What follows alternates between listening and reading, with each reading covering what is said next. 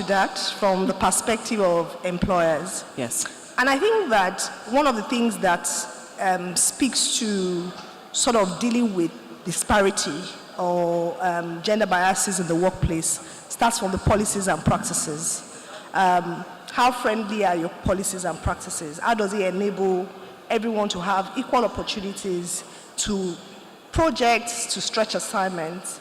Then how do you deal with the unconscious bias of certain roles that are deemed to be more suited to male, and creating opportunities, so using the male gender, creating opportunities for the female gender? And what practical steps do you take? So I will give examples of some of the things that we're doing or that we've done. So one of the first things that we did, so when I was introducing myself earlier, I talked about the fact that we see ourselves as a technology company offering financial services. One of the things that you find in the tech spaces is highly dominated by male. And so we decided that we wanted to start from the pipeline, not just the people who are ready to come into the workplace. So partnering with the likes of Decagon. Decagon is an institution that raises engineers and saying to them, we want more female here. Partnering with Girl Coding, they work with girls, teenagers, teaching them about simple tech skills, sponsoring their programs, and give them opportunities to intern with us. Being very deliberate in our recruitment processes to ensure that we onboard females without compromise on competence. And also internally, setting up what we call our iLearn Academy, which is our capability building academies, and focusing on certain areas that are highly male dominated. So when you talk about tech, when you talk about data science, and opening up to our employees within. It would interest you that we've had quite a number of employees who were doing roles like risk management, customer service, gone through extensive training, working with the likes of PwC and tech-focused organizations, and then we absorb them in our tech space. And we've seen an increase in numbers in terms of having that balance. And also holding yourself accountable. How do you hold yourself accountable? This goes right up to even board level. Also participating in surveys. There was a survey that was run by FIC, I think that was 2-3 years ago, in collaboration with Nigerian Stock Exchange, where they took the 30 top listed companies on the stock exchange, and they just did an assessment, and we came tops, looking at our processes, looking at the environment, looking at the opportunities that we create, and ensuring that we're not just talking about these things, but we're actually walking the talk. Thank you. Thank you very much.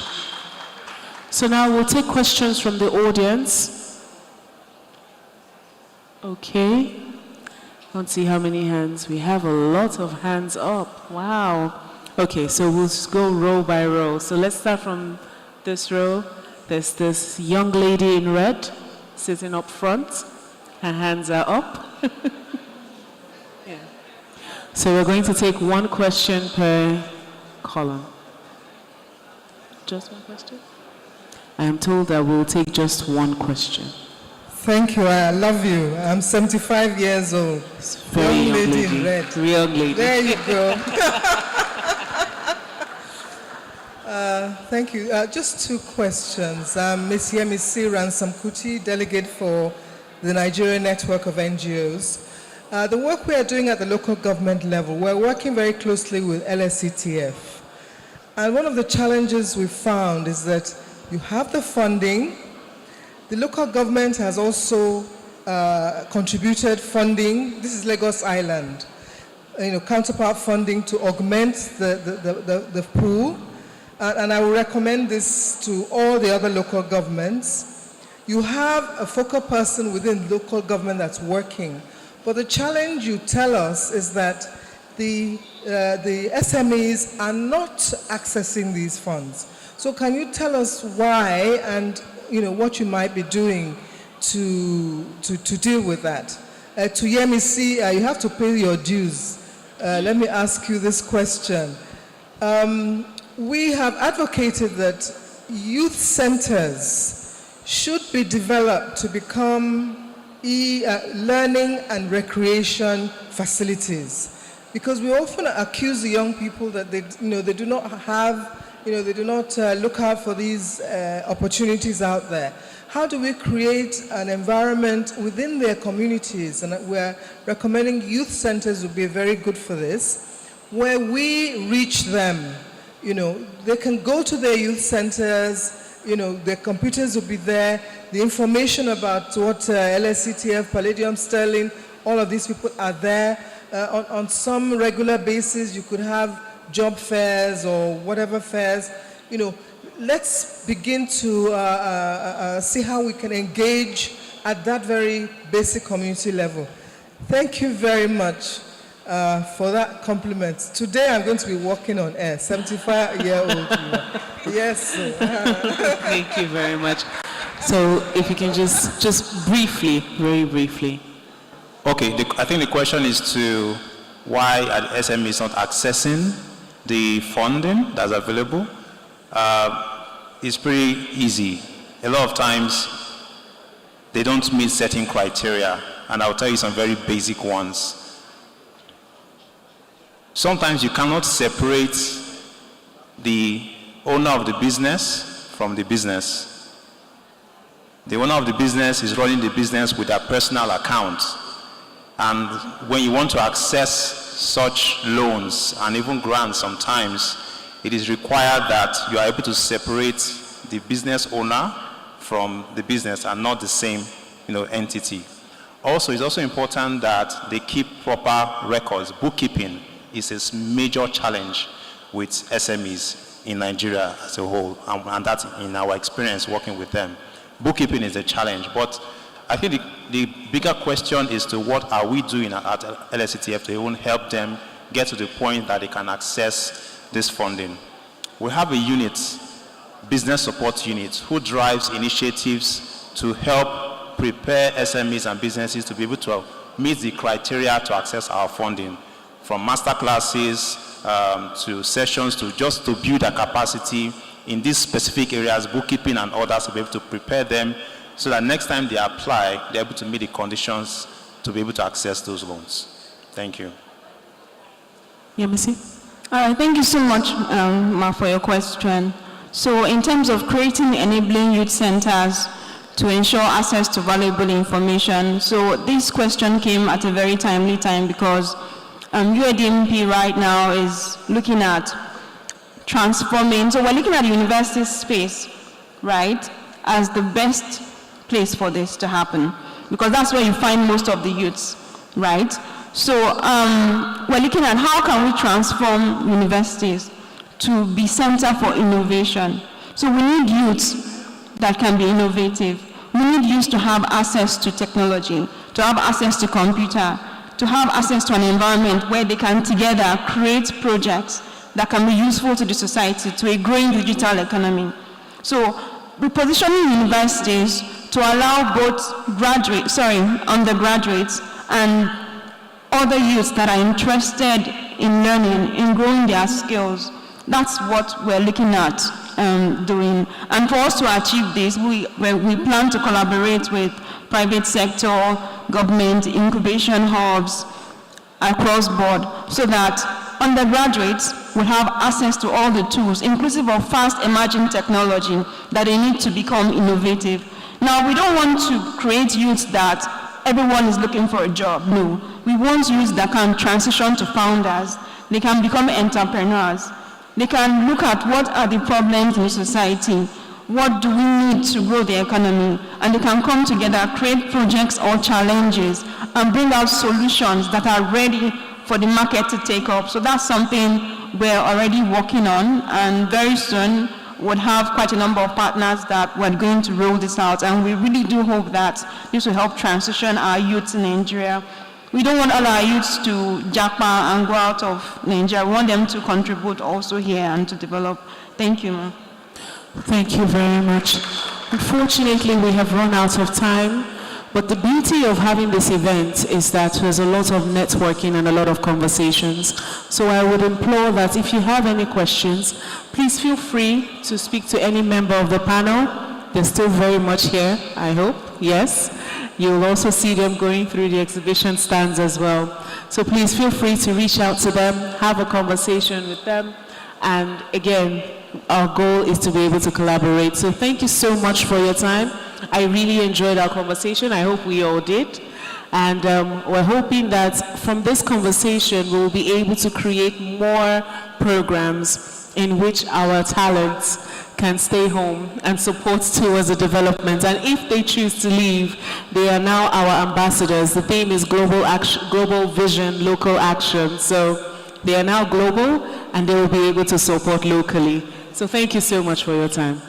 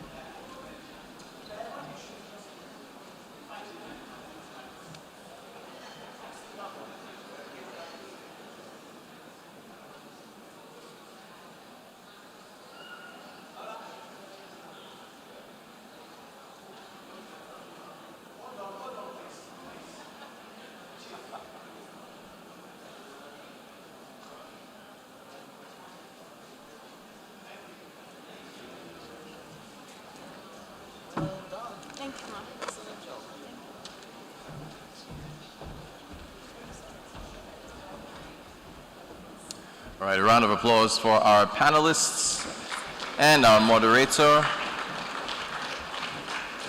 Debit cards. So if you're missing your debit card, do see me so you can verify and so you can spend your money today. All right, we're going to quickly move on to our gender conversations. This is going to be a very, very interesting panel that we're about to have. Let me first call up our moderator, Anne Nwagodo, Channels TV. You're very, very welcome.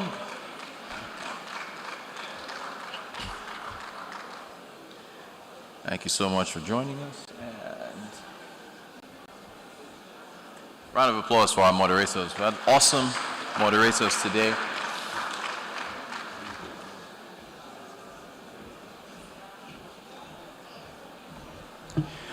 All right, panelists now.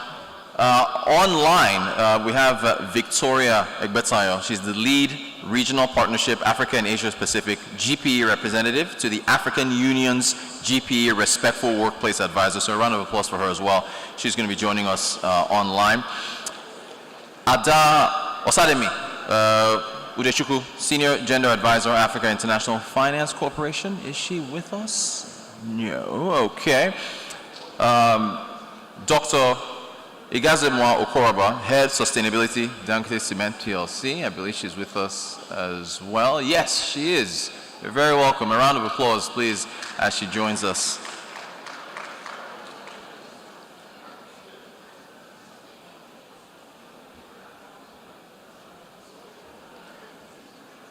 You're very welcome. Oh, you are here. Welcome.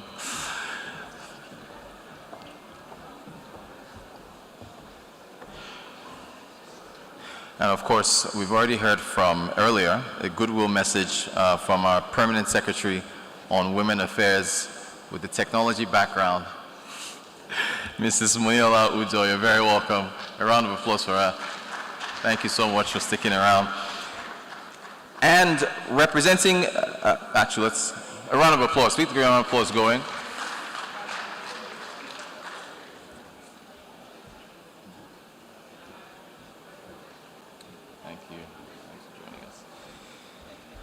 And representing Mrs. Amina Oyagbola is Mrs. Fabia Ogumeka. She is the Gender Development Consultant and Advisory Board member at WISCAR.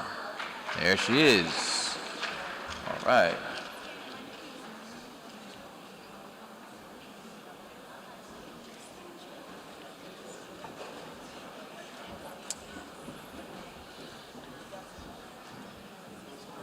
You're very welcome.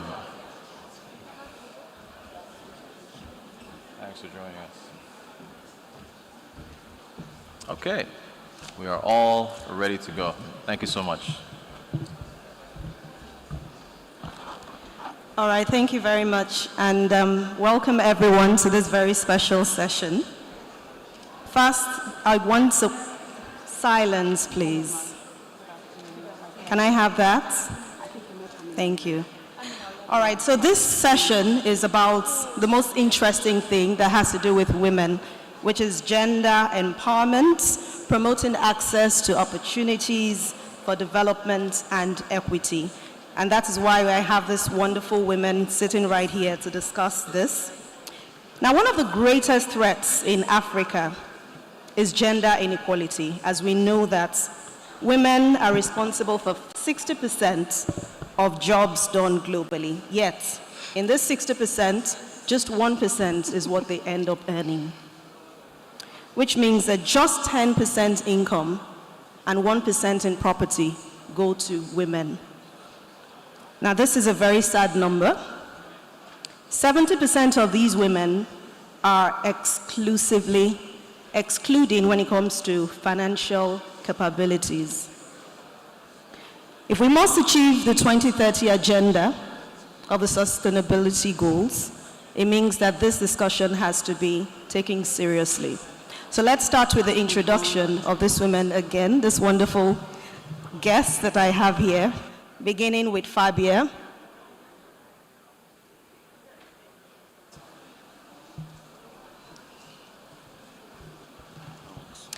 Just very quickly, 1 minute each. Make a very short introduction and how this discussion will be affecting what you'll be telling us today. Right. Thank you very much for this opportunity. I'm actually representing Amina Oyagbola, who is the founder and chairperson of WISCA, Women in Successful Careers. So obviously, as far as we're concerned at WISCA, achieving SDG 5 for us is the bedrock really in achieving all the other SDGs. We believe very strongly that if we can really tackle the issue of gender empowerment, women's economic empowerment and gender empowerment in general, that we will really be able to achieve all the other SDGs. 50%, and you've mentioned and alluded to some of the statistics, 50% of the world's population in Africa, and that drills down also to Nigeria, are obviously female. I believe the business case has already been made that leaving 50% behind makes no sense. All right. Now the next, Mrs. Monilola, please. Thank you very much. My name is Monilola Omokumi Udo. I'm the Permanent Secretary, Federal Ministry of Women Affairs. And I think I'm the only government person at this side of the hall. I want to assure you that there is a new narrative in the public sector when it comes to gender issues that is being managed by the ministry. Of course, we don't work alone. We work with partners, and I see many of them in this room, and this gives me, the greatest pleasure that I'm meeting in person those who are supporting what the ministry is doing to empower women, to make sure the children are well fed in terms of good nutrition, and the vulnerable members of the society are thought of and cared for with the help of all these partners that I see here today. Now, the gender policy is what the ministry has reviewed to ensure that we standardize the practice of those things that will enhance the achievement of the objectives set out by everyone here in terms of gender mainstreaming. Thank you very much. Egozema, please, your turn. Hello, everyone.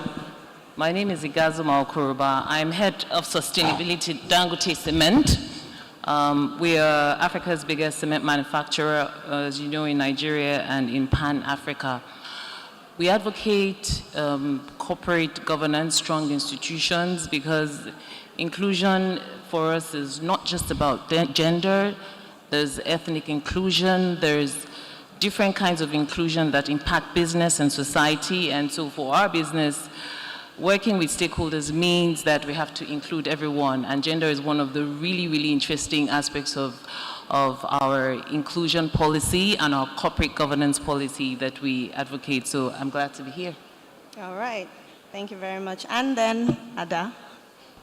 Thank you very much. My name is Ada Udechukwu. I'm a senior gender advisor at the International Finance Corporation, which is the sister of the World Bank Group that engages with the private sector.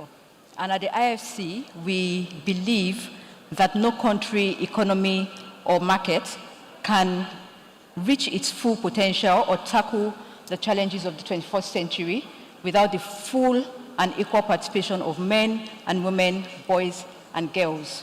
So we take gender at the core of our investment and advisory work, and then we also help the private sector galvanize investments to improve outcomes for women in the markets where we operate. So this conversation today is really dear to our heart, and I'm excited to have similar people with our hearts in the same place, on this topic today. All right, and we have Victoria Egbelayo from Washington, D.C. She's joining us online. The tech crew, can we have Victoria on, please? All right, hello, Victoria. We can all see you. Please introduce yourself and what you plan to get out of this discussion. Thank you. Can you all hear me? Yeah, go ahead. Okay, fantastic. Good afternoon. Yes, I'm Victoria Egbetayo. I'm lead Global Public Policy, Advocacy and Partnerships at the Global Partnership for Education. We are a fund and partnership hosted at the World Bank Group also, so a sister to my colleague at the IFC.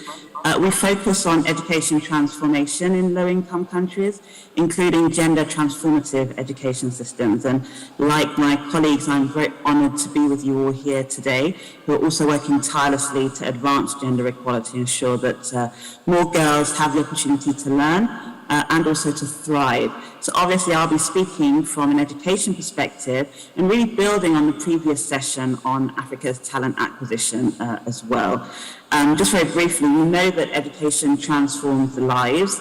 It's an investment that breaks down social and economic differences between people, unravels inequalities, accelerates growth, development, and expands human capital.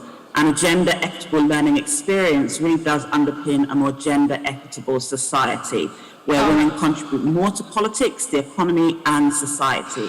And together, these accelerate the SDGs, as we've all said, and Africa's Agenda 2063 vision, which is the Africa we want. So I'll be speaking to all of these issues during the session. So delighted to be with you. All right, thank you very much. So let's go straight to the questions. And I'm just going to ask one question and tell everyone who is to answer so that we're just shortening the time we're for here. So this question will go to Ada first, and then Mrs. Fabia, you would answer next, and Victoria from Washington, D.C. will answer next. So this is a question. What are your thoughts about the current situation? We've talked about unemployment, we've talked about issues concerning investments for women, opportunities they have in Africa. How has your organization contributed to closing the gap in gender disparities in Nigeria and of course in Africa? Let's begin with Ada. Thank you very much. So I'll just read from some of the statistics that I think will help to frame the conversation. So, I mean, we all know that Africa's combined population of 1.4 billion people and our GDP of 3.1 trillion positions us, to be the next, the new frontier for global growth. So there's a lot of opportunity in Africa.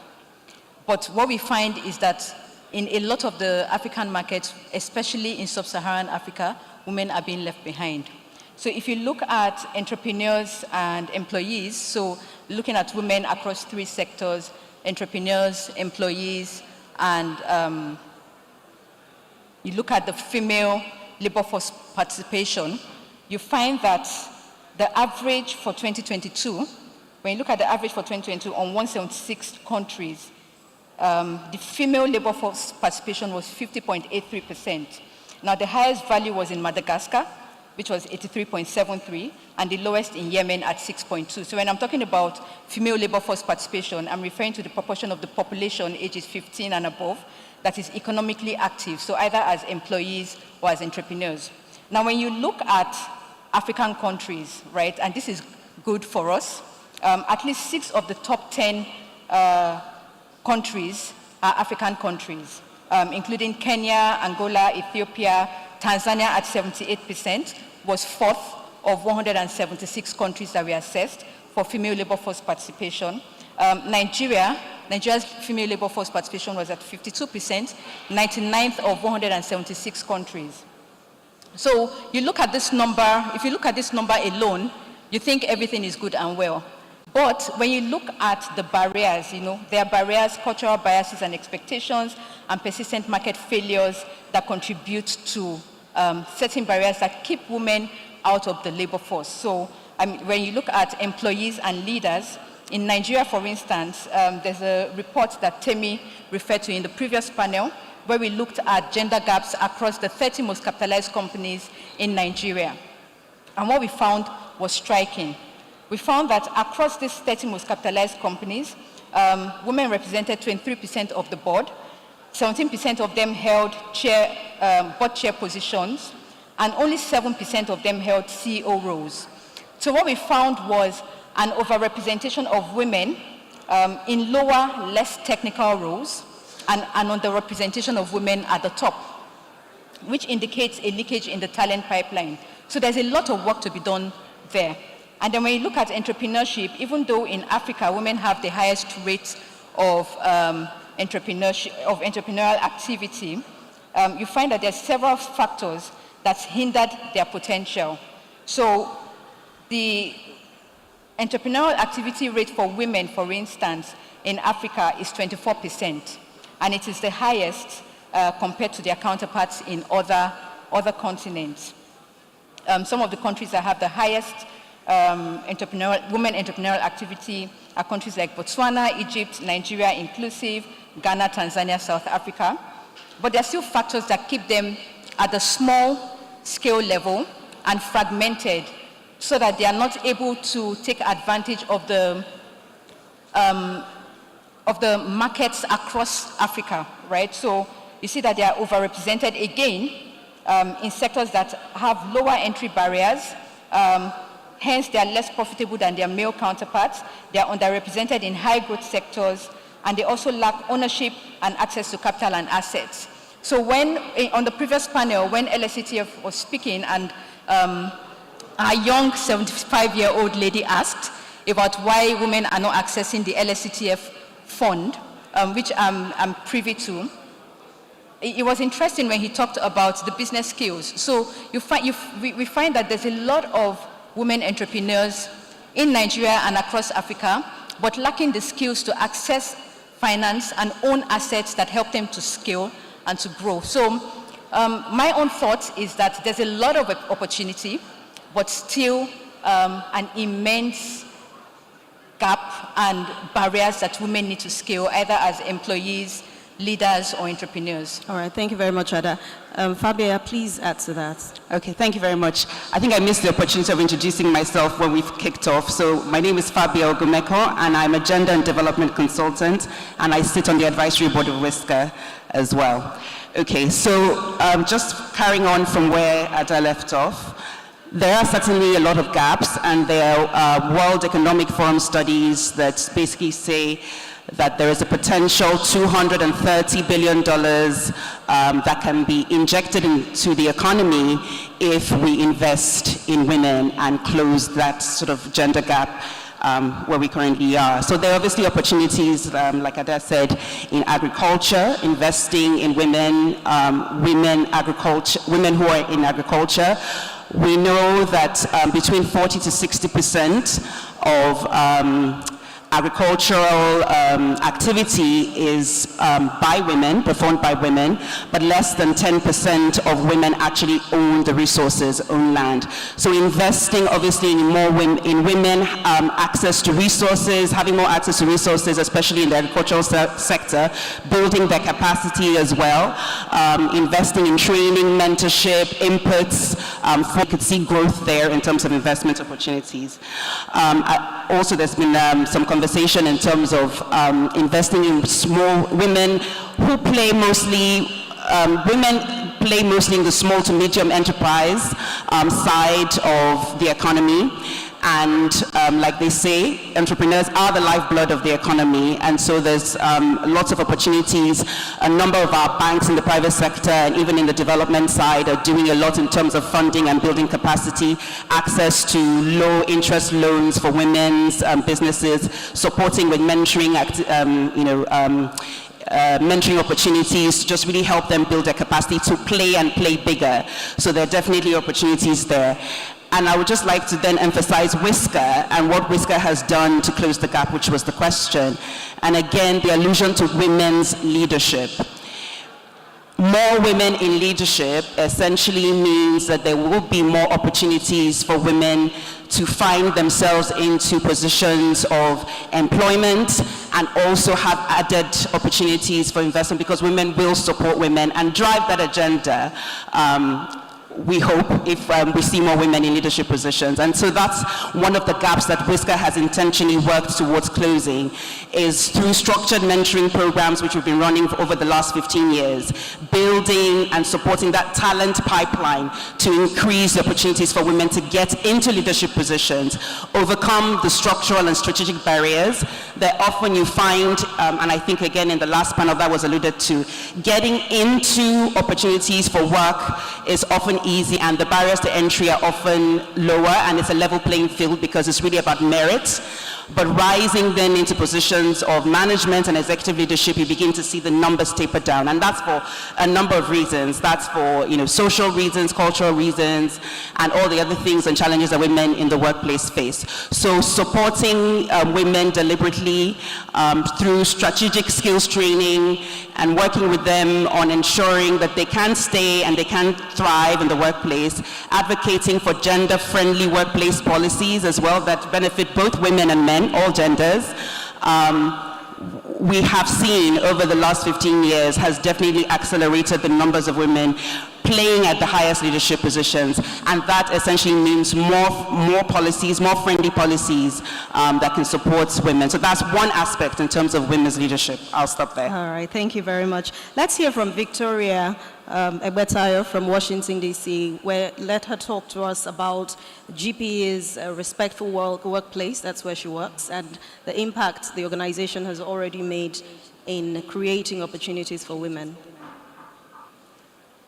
Thank you. No, this is a great question. And just to clarify, my Respectful Workplace Advisor role is an internal role in the organisation of the World Bank Group, actually. But I'll speak to the context of education and how it relates to this topic. As we said earlier, Africa really can't ignore half of its 1.4 billion population that is women and girls. And so with the largest population of young people of any continent, the region needs to make the most of its demographic dividend for its transformation. It was alluded to earlier, in which studies have shown that about 70% of informal trade in Africa, for example, is carried out by women, and they're frequently the primary breadwinners. SMEs are often run by women, and 60% of contribute 60% to Africa's GDP, creating about 450 million jobs in the continent. Also, we know that young Africans are at the cutting edge of technology advancements, whether it's in Lagos or Kigali, Rwanda, and they're also developing the latest software to drive e-commerce and such. All right. We see this context, and pre-pandemic, through the COVID pandemic, there was a lot of progress on girls' enrollment in primary education in many countries. But this progress is starting to stall. And in sub-Saharan Africa, there's been very little progress on girls' enrollment in lower secondary since 2011, and since 2014 in upper secondary. And we're seeing a lot of adolescent girls dropping out which is undermining their transition. I'm sorry, you are not very audible, but I hope the tech team works on that before we come to the next question on that. But let's move on now to Mrs. Monilola. As a permanent secretary, I mean, you're the only government official here, and we've talked about women becoming president someday or vice president. Give us some viable steps you think can come from the public and the private sector in driving increased equality in career growth for women in the boardroom across the country and, of course, across the continent, based on the experience you've had so far sitting up there. Wow.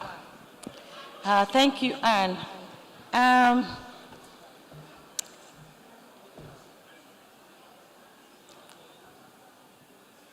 The panelists here have alluded to the fact that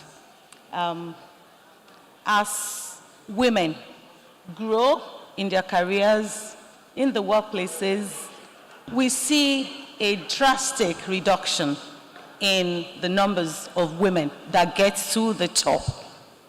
Despite the fact that, you know, during the intake, you see a lot of girls, females, in the workplace, but as they move up, a lot of issues create bottlenecks for them to go up.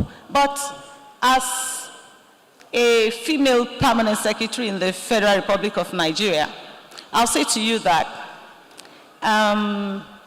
the kind of education that we got in those days is totally different from what we have right now.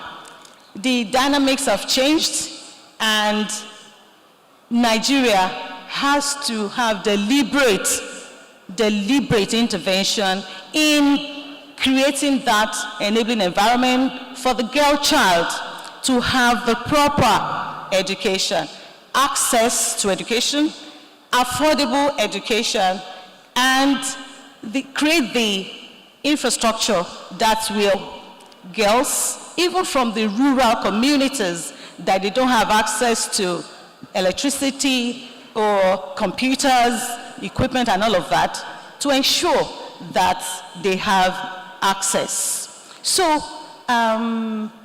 when we all know from research, from data, it shows that girls are actually a little bit more brilliant than boys from age 4 to about 12, 10 to 12. And we know that between ages 10 and 12, the girls will attain menarche. And this creates problems for girls. Some miss school for 5 days in a month, every month, consistently. Some of them will miss their exams. And when you miss exam, you cannot progress. You either repeat the class or you do some other things with your life. So, because of these peculiarities in the female gender, government needs to address, for example, menstrual hygiene management for girls, because this is one major issue that deprives the girls, 100% concentration, access to education, that will enhance their, growth in the workplace, in the boardroom. In fact, some women, you will agree with me, when they are in that, window, they are just paralyzed. They can't do much. Some have to be hospitalized for those days that they are, experiencing this monthly cycle. So, once we recognize this fact, as a ministry and as a permanent secretary, I am introducing the narrative that both men and women, boys and girls, need to be educated on these peculiar issues that affect the female gender. because it actually prevents them from getting to the very top or achieving the optimal success that they are capable of achieving. So when we address it, when we demystify it, it's just one of the issues. You know, the menstrual cycle is just one of the issues that affect young girls to now be retarded or be prevented from, you know, getting to the very top. It even affects grown women that have done this for 20, 30 years. If their physiology, you know, does not permit them to be active during that period, definitely it affects performance in girls. So, as a female leader, I try to look at some of these issues, and now that I'm in the appropriate ministry to do something about that, I'm working with first ladies across the country to look at these issues and then create awareness around hygienic menstrual management. And the issue of period poverty is also, you know, related to what we're talking about. At least the girls don't have access to hygienic, you know, menstrual products, period products.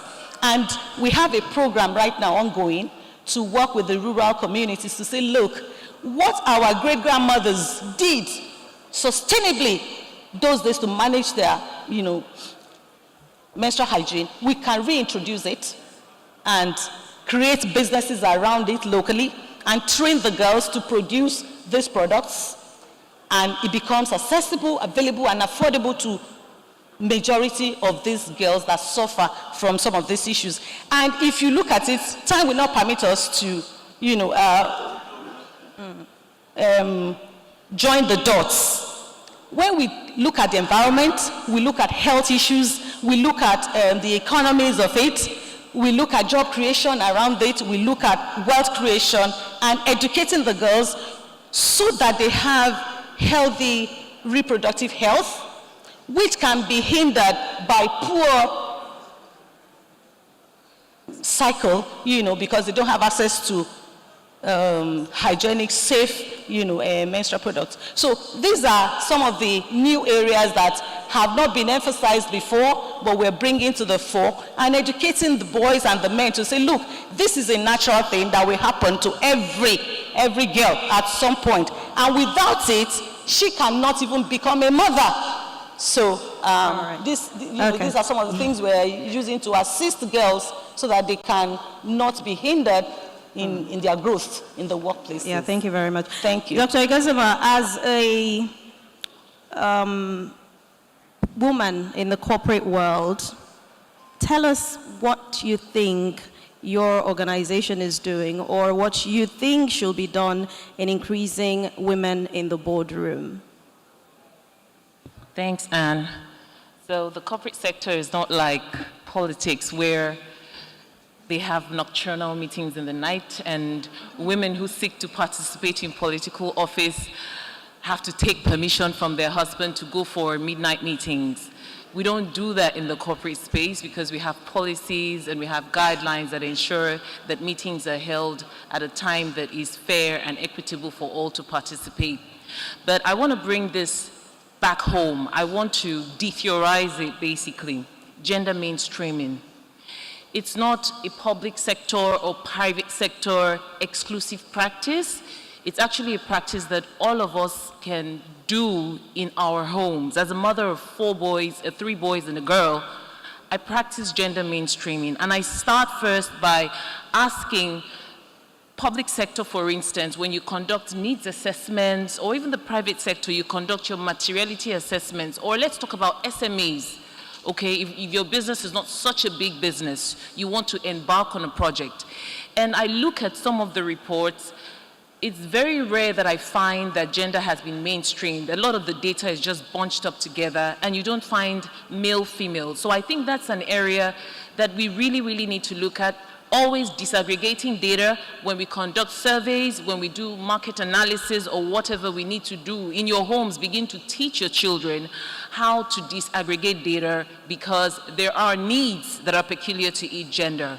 Now, going to the boardroom, you look at the boardroom, it's a space where you are either going to be, have specific roles that are socially ascribed or naturally ascribed. And the boardroom is not a place where you have naturally ascribed roles that male members of the board do this or do that. But we find that we have fewer females at the board level. And every time I ask, are there naturally ascribed roles or nocturnal meetings that keep women out of the board? Certainly not.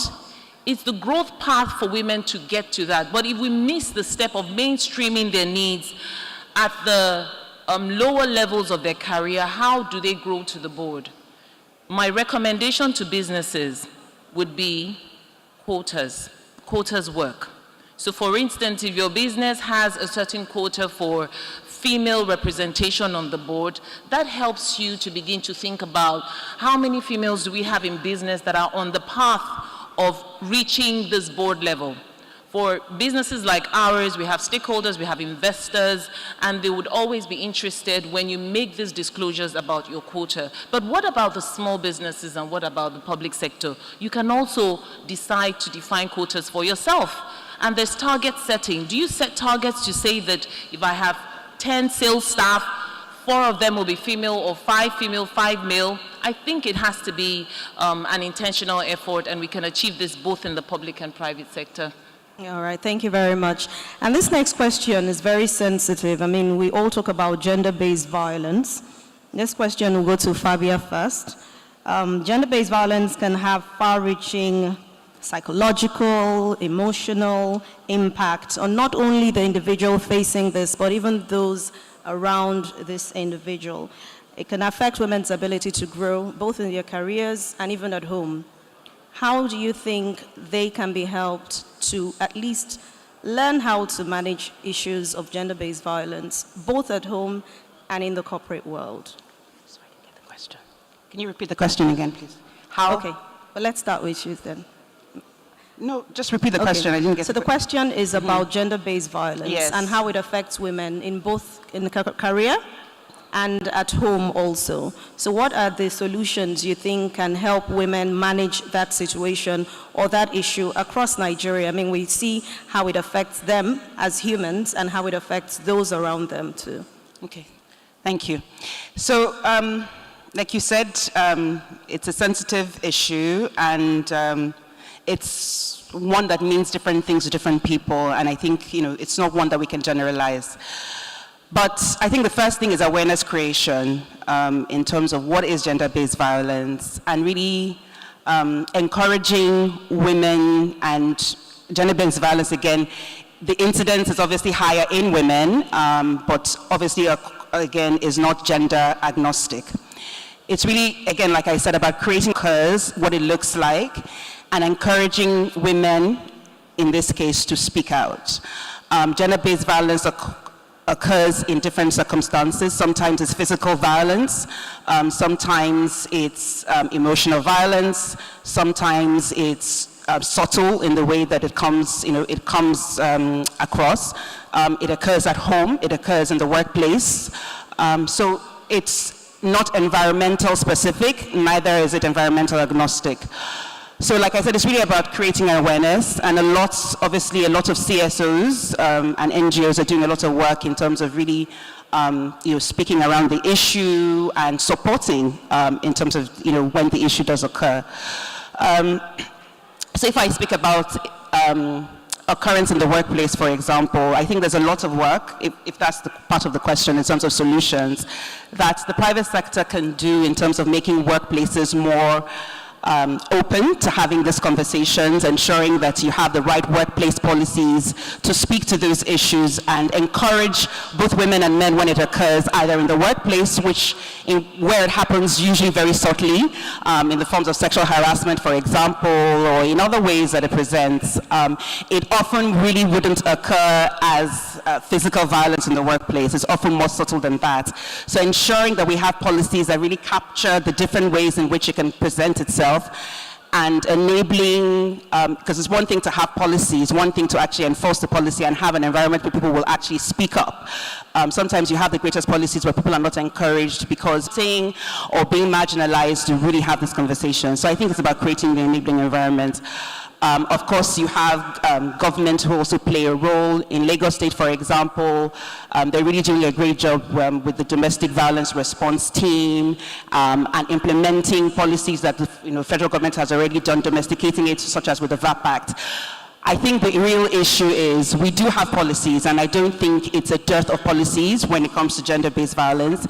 It's really about creating awareness in terms of what do these policies mean, how can they be distilled to the individual so I understand what my rights are, and how am I encouraged to speak up when I find myself in those circumstances. And of course, creating the support environments for victims, both within the workplace and outside of the workplace as well. And I think my last point would be just also understanding that it's not something that is, it doesn't, you separate the individual from what happens at home and what happens at work. It's one person. What is personal is political. What is personal affects me as an individual. What I go through at home also ultimately affects how I perform at work and how I show up at work. So I think it's really creating that understanding that it's an issue that should be far-reaching and concerns all of us. It's something that is happening. It's something that was exacerbated, especially or brought to light during the COVID, and obviously was then termed the shadow pandemic, and was really highlighted in terms of how this occurs. When these are things that occur all the time, but obviously came to light. So I think, like with everything, in the space where I work, we see gender-based violence as the next pandemic. It is a global pandemic. It's a pandemic that is as serious as it was when we all came together to tackle COVID. It may not be something that we see, affecting the bottom line, but it does have ripple effects. All right, so talking about it having effects on the person, Ms. Manila, please tell us more. Thank you so very much. I'm going to be a little bit radical here in my response. My contribution will be that we're trying to, change the narrative from mitigating, occurrence of GBV to preventive measures. Like in the morning, we listened to some panelists talk about looking for preventive medicine, how to prevent being sick. So here, we're trying to create that narrative out there to see how we can empower the vulnerable groups for self-defense, such that from age 4, for example, a girl is put through some physical exercises, some martial arts training for self-defense. And if we put that in the curricula of the schools at different levels, we'll see that the female is prepared both physically, mentally, and psychologically to be able to self-defend herself. Then we'll be preventing the occurrence of most of these GBV. Because, if you teach a girl some little skill to prevent herself when she's being attacked, either mentally or physically, then we'll be preventing the occurrence. And then the number of, incidences will begin to go down because we have prepared our girls to self-defend themselves when they find themselves in such precarious situation. Now, she has rightly mentioned that GBV is not just physical attacks. It could be psychological, it could be emotional attacks. Somebody is telling you you're not as good as you think. We need to prepare our girls mentally to have that self-confidence, to be able to say to whoever that, look, do you know that girls are actually more brilliant than boys? And we are your mothers. We give birth to the boys who grow up to become men. If we don't nurture them properly and give them that very sound, solid foundation, they will not become presidents, they will not become governors, they will not become, CEOs. So, finally, my advice is that everybody in this room should please go away with this fact that talk to the boys, talk to your sons, talk to your brothers, mothers, educate your boys to see in every female, no matter how young or old, see the potential motherhood in that female and begin to accord her the same respect and love that you have for your own mother. Because every girl is a potential mother. So when we teach them at that vulnerable ages, tell the boys, any girl you see is a potential mom, just like your mother is. So I think the orientation will begin to change, and then women, in a better light, more understanding that, look, this is my mom. I need to respect her. I need to give her the chance. I need to protect and take care of her interests the way you would do for your biological mothers. Yes, so I support that martial arts part, because, if they can do ballet, why can't they learn how to defend themselves? Yes? All right. Ada, do you support me on this one? Absolutely, I do. And thank you very much for touching on engaging men and boys, because I think that's one aspect that we tend to look away from. So it's one thing to empower agency in women, and then it's another thing to actually engage men and boys, because what creates GBVH in the first place is power imbalance, right? So I'll leave it at that, but I just wanted to share very quickly, because when we talk about GBV, gender-based violence and harassment, we tend to think about the domestic side, right? Women are exposed to GBVH at different cycles of their lives. So when they're young, when they go to school, when they're teenagers, in university there's sex for grades, in the workplace there's that, in the domestic front there's also vulnerability there. But there's something that we did at the World Bank where, because of the lack of data in Nigeria, what we did was to look at the private sector and then to say what is the prevalence of violence and harassment. And when we say harassment, we're looking at bullying, sexual harassment, and online violence, looking at issues like victim blaming, where people say, oh, it's because she was wearing a short skirt, or it's because she talked like that to her boss. And then the impact on businesses, because until we begin to talk about what this means in terms of naira and dollar, how it affects the bottom line for corporates, right? I'm not sure we'll get their attention. Now, when we did this study, it was amazing to see, disappointing as well, that companies are losing up to 5.68 billion naira annually, right? For consequences or the effects of gender-based violence and harassment in the workplace. Now, this study did not look at domestic violence. It asked a little bit about the impact of domestic violence on productivity and missed days and lost hours, right? So it gave a good picture of what this means to your business, right? So there's a monetary implication. And with this, you get the attention of the leadership of the private sector organizations, because when you go to a private sector company and you say, oh, you need to look at GBVH, you need to put in place policies and practices that reduce the incidence or protect both men and women and create awareness, etc., etc. And then a CEO is looking at you like, okay, so how does this affect my bottom line? It's an easier conversation when you put out the business case and say you're losing money if you're not paying attention to this.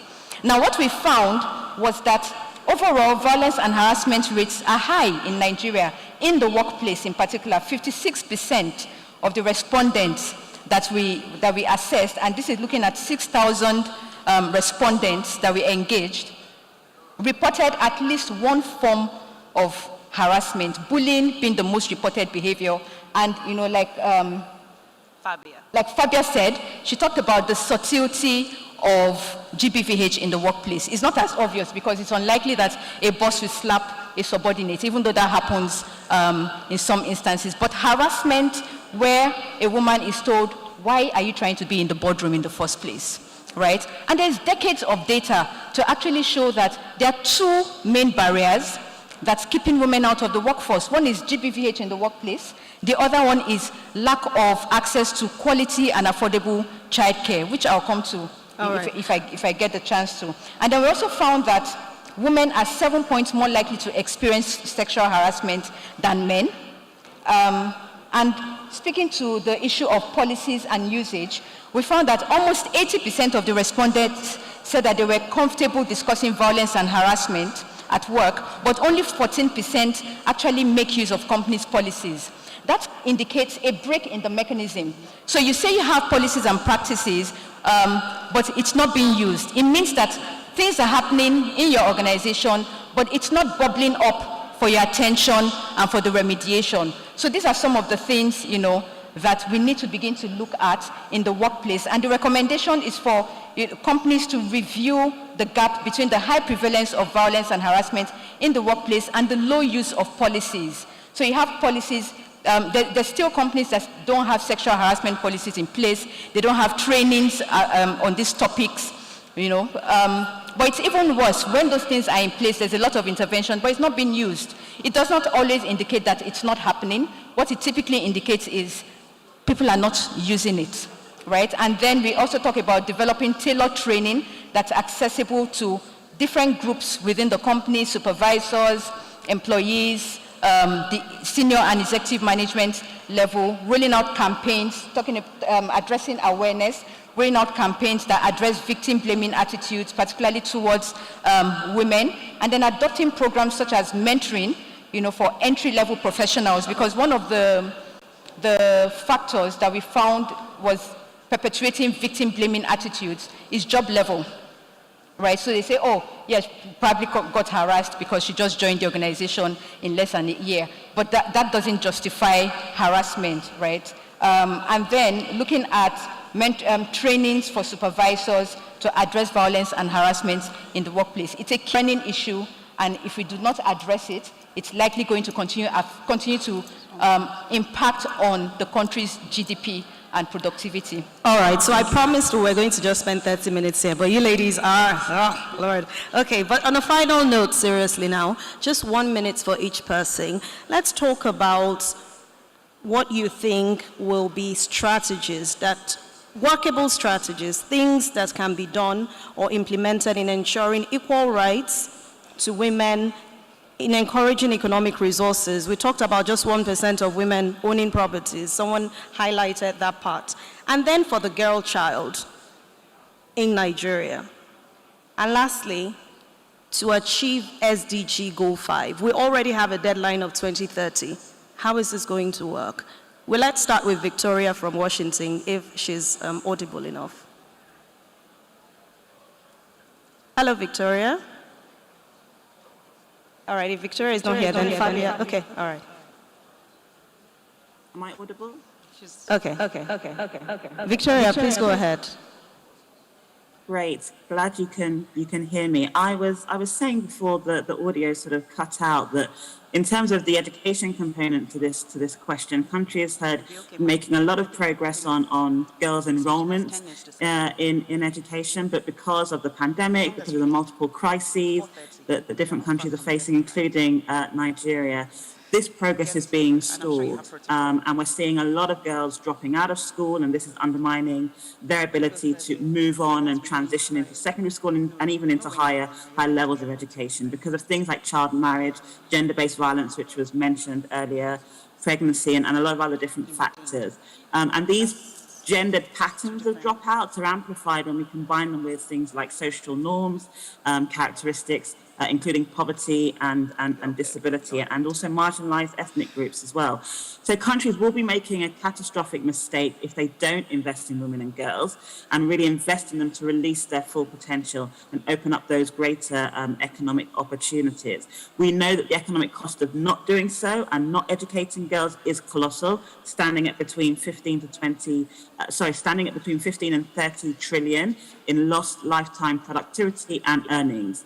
And so educating girls is therefore a smart investment, as well as the fact that it just is a moral imperative. So in order to really sort of be able to level the playing field, just sort of highlighting some 3 points, level the playing field for girls, we need to increase funding for education. We know that education remains one of the most underinvested sectors compared to other productive sectors. We need to recognize that education is a productive sector, is the engine of growth, and women and girls are part of that engine of growth. We must invest in transforming education systems so that we are bridging the gap between education, skills, and employment, so that we are creating with the skills that are needed for the 21st century labour market and 21st century economies. We need to level the playing field by going beyond parity, not just sort of putting more girls in school, but really looking at some of the barriers to them continuing their education, whether that's social norms, stereotypes, structural barriers inside and outside the education system, in society more broadly, in the boardroom, in corporations. And I appreciate the Permanent Secretary also including the focus on boys. I'd like us also not to forget that boys too face disadvantages, and so addressing the gender learning of boys, including them from the early years, and sort of addressing their disengagement can help benefit their learning and employment. Okay, Victoria. All right, thank you very, very much for that. Please, 1 minute each. Fabia, yes, round up. 1 minute, I'll try my best. Okay. I'll time you, so you have to be 1 minute. I wanted to ride on the last conversation on GBV in terms of strategy, and I think the panel has beautifully made the case for why GBV is important, why it is urgent that we think about it, and the solutions some of the solutions we've proffered. I want to inform the audience about a fantastic initiative that is being led by the private sector, and it is the pioneer private sector-led gender-based violence fund. And I think it's worth applauding that the private sector has come together to support efforts made by government, because we know that government cannot do it alone, and GBV has before now been the area of specialty of the CSOs and the NGO sector or government. So the private sector has launched, I think 3 months or 4 months ago, we launched Whisker in partnership with UN Women, Sterling Bank and Sterling One Foundation on board, as well as other private sector organizations, to come together to tackle gender-based violence. And it's an open invitation for other organizations to also come on board and support through technical expertise and resources as well to help in tackling. We know that the private sector has efficiencies, and that's what they really bring to the table. They bring efficiencies. We know how successful the collaboration was during COVID, and we know that again can be achieved with this private sector-led gender-based violence fund. There are other strategies as well. They'll ask you outside, don't worry. All right, Mrs. You can go ahead. Yes, thank you very much. One more thing that I'd like to say is that we know that women-led SMEs form the bedrock of the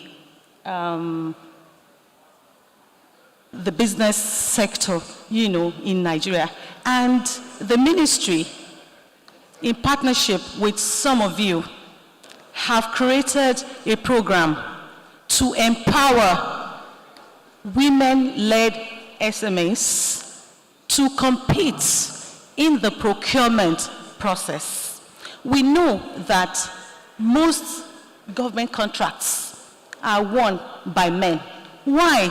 Is it that the women-led enterprises don't have the capacity to deliver? No, it's just because of the exclusion. So this program is on.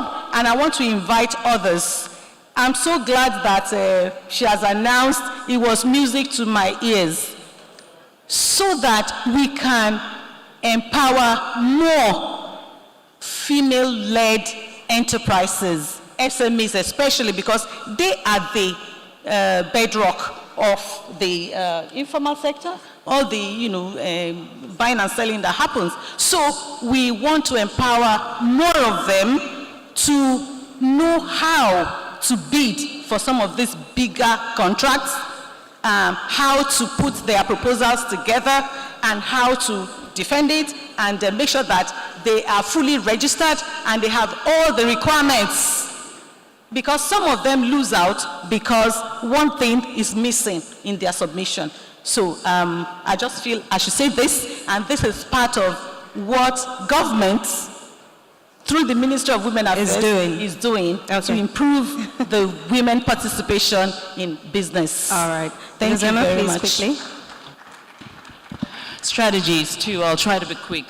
So we all have representatives. I know we think that policies and laws don't work in the country, but Côte d'Ivoire has a very effective policy that allows spouses to co-own property, co-own, co-manage, and all of that, and it's successful.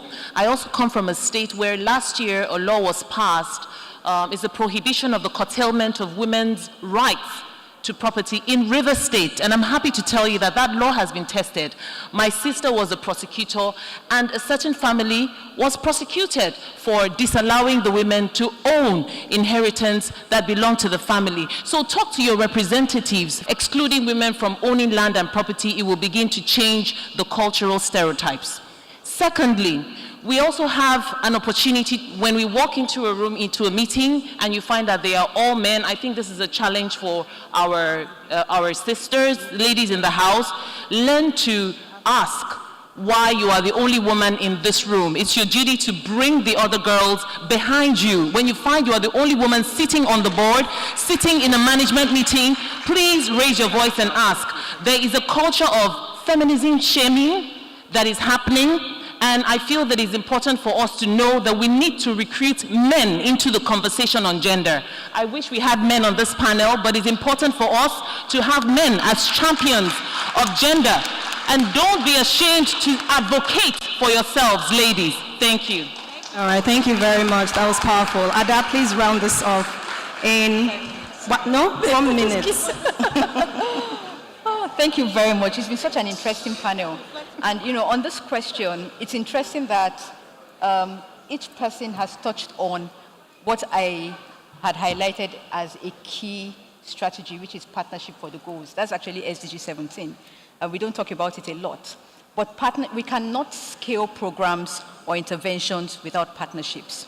I give an example of what we did here in Nigeria, where we partnered with the Nigerian Exchange to bring together CEOs of publicly listed companies, right, to invest in commitments that reduce gender gaps across employment, entrepreneurship, and leadership. And when the Permanent Secretary talked about gender-inclusive procurement, one of the things we're also promoting in corporates is gender-inclusive sourcing.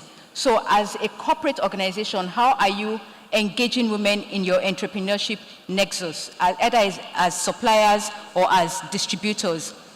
There's a research that shows that private sector companies understand the need to invest in closing gender gaps, but a lot of them don't know what to do. And so this is where we come in partnerships. So if there's anything that we should all take away from here, it is that in whatever role you're playing, because we all have a role to play, think again, is there a partnership that I can forge, or is there a partnership that I can leverage to give visibility to the work that I'm doing or to scale it? And then the second thing is, and I got this from a private sector CEO on the Nigeria to Equal program, he said that for him, because women are disproportionately underrepresented rather, in the organization, he insisted on disproportionately allocating capital and resources to closing that gap. And what we found is that this company moved from the gender gap assessment that we ran in 2021, moved from position number 13 to number 1, because they paid attention to these things. What did they do? They set targets. There was management buy-in. the leadership buy-in. He understood exactly what needed to be done, and he championed it. So talking again about having men as advocates, engaging men and boys, it is critical because right now they're the ones at the table, you know. So if you don't engage them, the conversation is not going to come up. So we need to engage them, help them to understand the value of having a diverse group of people, either on the board or in leadership or in the public sector or in the supplier database, right? And then help them understand how to invest in actually closing the gaps. The practicality of it is where we find that there's a gap between intention and action. All right. So there's that. Thank you very much. That's a beautiful place to end this session. But while we talk about boys and men, teaching them value and appreciating women, please, as you go home, teach your boys. Do not teach only your girls how to behave themselves and be good people, be kind people to one another. I mean, they say women do not support women, but I don't believe that. So anywhere you are, you find yourself as a woman in leadership, pick up the girls there, mentor them, help them, let them grow, give them that confidence also. I mean, I was opportune to meet the Rwandan president, and I asked him one day, how come Rwanda is today called the Singapore of Africa? And he had only one answer for me. He said he worked more with women. So he has 61.5% of women. That's the highest in the world. To have it in Africa, with all the genocide and the wars they had, Rwanda today is a beautiful city. Things are working. It means that women are magicians. It means we can do everything that you men think that we can't do. So please, teach your boys to respect women, and women, please help women. On that note, I thank everyone on my panel, and do have a great day, everyone.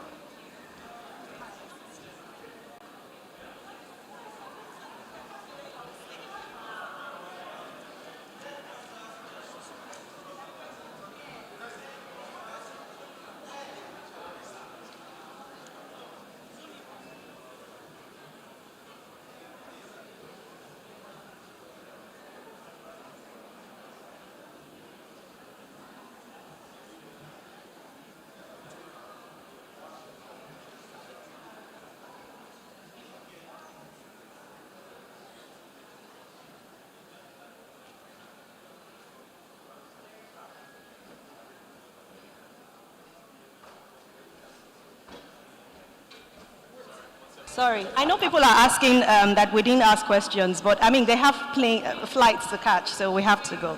Even I. So. No.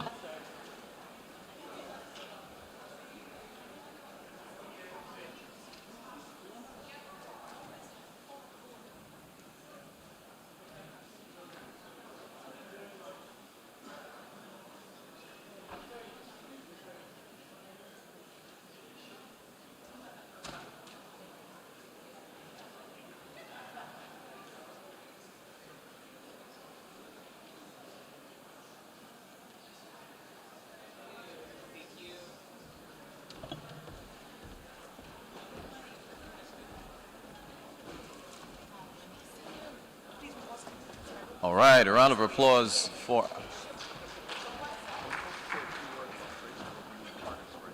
Yeah, that's after lunch. Yes, but we're going to announce it now because nobody knows. No, we did announce it. I said it was announced. Yes. It was a party. It's not a party. So we just talked to Paige. She said we can re-announce it now. All right. You were on our panel yesterday, right? Yes, that's right. Okay, wait. Reintroduce yourself and go right ahead. Go short right into it. All right. Ladies and gentlemen, my name is Sam Onyemelukwe. I'm with Trace TV. If you happened to stick around yesterday for the creative panel, I was part of that panel. But a lot of people at the conference have asked, we have a small booth over there, why Trace is here. Why Trace is at a conference like this. You know, we're known for music and concerts, etc. And actually, what I want to let everybody here know is that for a brand like Trace that reaches out to over 350 million youth on a daily basis, is that being at a conference like this is incredibly important. We just had this wonderful panel about gender, concluding and discussing about gender-based violence, one of the most important topics on the continent for young people. And so for every development organization here, for every NGO here, for all of the discussion that we're having around Africa's social impact, I want you to know that Trace, we want to be a platform and a channel to communicate the right types of information to youth and for them to be aware of these important topics that we're discussing today. But in addition, thank you. So please visit us at our booth. Please drop your information. We're happy to reach out and we're happy to discuss about how we can help further some of these important topics. In addition, we have a short other announcement. Hi, ladies and gentlemen. I know it's been a long session.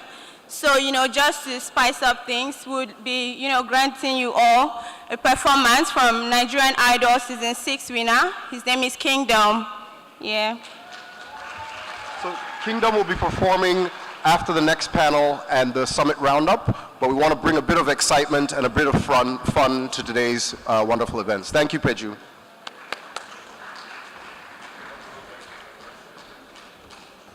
All right, so you definitely do not want to miss that. That was a great panel, right? So girls are smarter than boys from age 4 to 12. You see, they escaped. They didn't get a chance to answer. I wanted to ask them about that, but okay, next time. Oh, that was a great panel, great panel.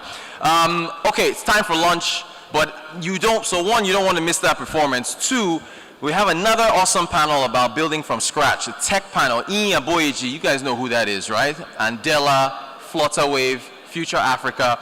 He's also going to be here after lunch. So lunch is just 30 minutes. Maybe we can do 15, but please, the lunch is waiting for you right now. Still so much more after, so enjoy yourselves, and we'll be back here very soon.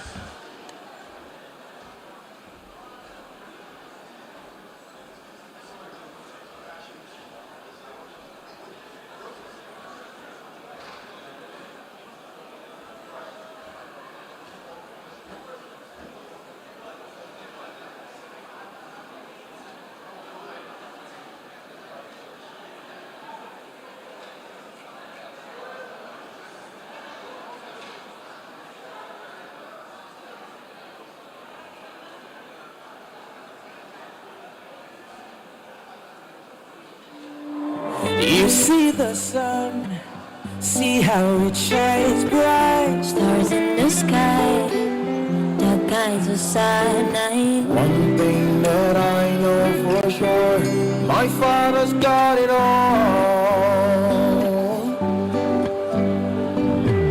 The land and trees, this is a cool breeze. You and me, with joy believing. That I know for sure, my father's got it all. Whoa, my father's got it all. My father's got it all. Ladies and gents, be sure to take your personal belongings with you. Just don't leave your stuff on the chairs. Take your personal belongings with you. Thank you so much. All right, let's have some lunch.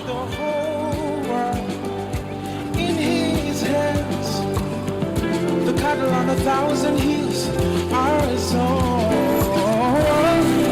One thing that I know, my father's got it all. He's got the universe and the fishes in the sea, the land we are living, the sources we're fighting for. One thing that I know for sure, my father's got it all.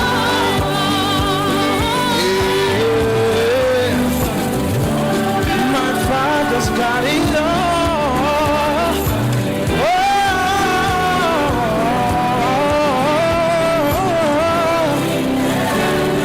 that I know for sure.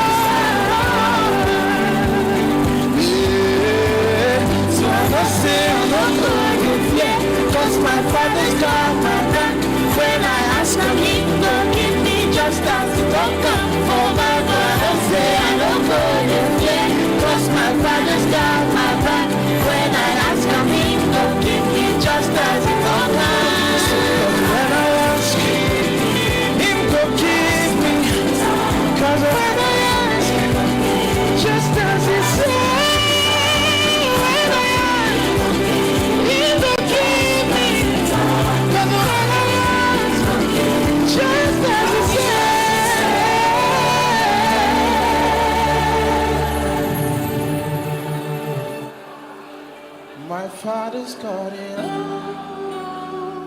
all. My father's got it all. One thing that I know for sure, my father's got it all.